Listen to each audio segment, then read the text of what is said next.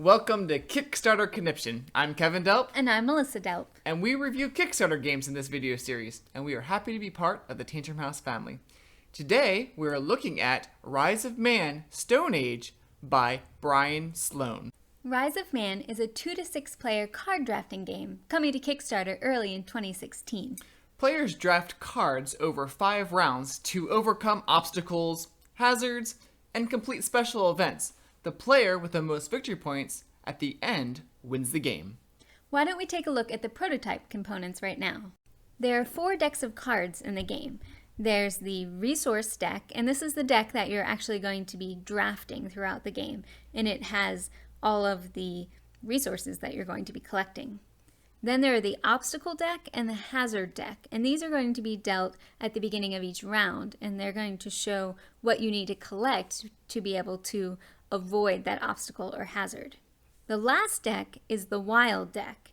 Now, it's a bit of a gamble to choose from this deck because it might be something good and it might give you resources, or it could be something bad, like your tribe has gotten sick and you're going to lose resources.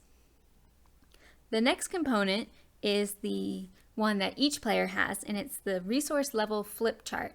And this is where you're going to keep track of the resources you've collected on the cards. Next we have the special event board, and it's going to tell you what you need to collect to be able to complete that event. And now we have the tokens. Some of them mark your achievements, that you have actually completed the obstacle or the hazard, or if you have failed to complete your task. And then the other tokens are to mark which special events you have completed. We're not going to go through the gameplay. There'll be other videos and explanations for that. We're going to jump right into what we think.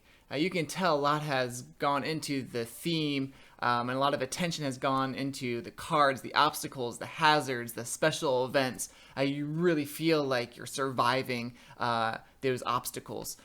It's really fun to actually grow your tribe as you gather that food, as you increase your health, and as you protect yourself from the environment. I really appreciate how clear that the icons are. The resources are easy to understand on the resource cards, on the obstacles and the hazards.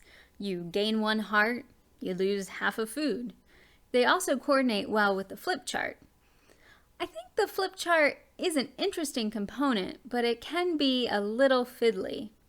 I was playing with the prototype version though, and it is possible that the professional version will take care of those issues and be really easy to use. I do enjoy the way your numbers on the flip chart increase throughout the game. It feels like your tribe is really getting better and stronger. But there are a lot of things you have to think about as you draft cards.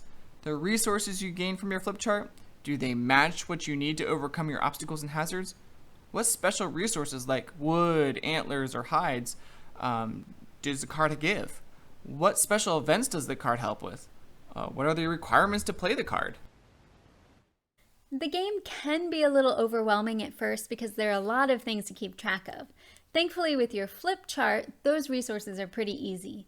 But there are the other resources that you need to know about, the ones that are requirements for cards or for the special events, and you're going to have to keep track of those and know which ones you've played and which ones you're missing. Now, I do think that the combinations with the cards and how they build on each other does keep the game interesting.